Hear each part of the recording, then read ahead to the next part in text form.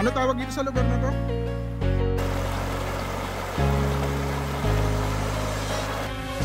Iba lang kasi puro dagat daw tsaka waterfalls.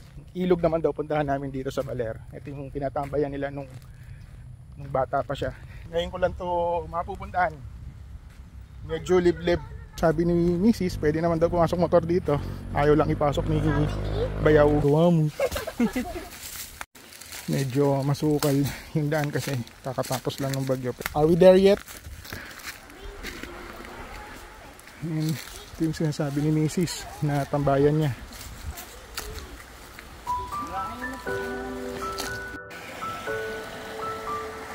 Freshwater, ilog.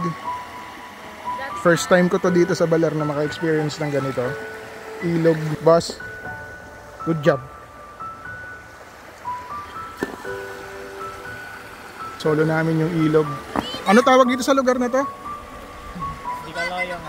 Dikalayungan. Dikaloyongan River. Oh, fresh water, oh. Walang kalaban ngayon.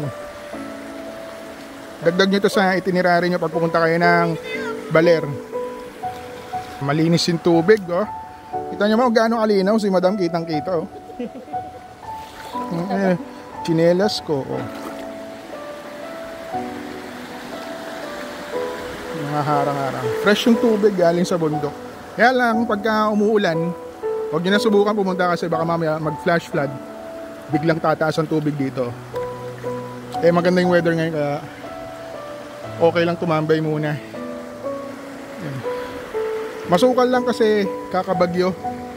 Hindi pa nalilinis ng local government. Pero yung tubig malinis.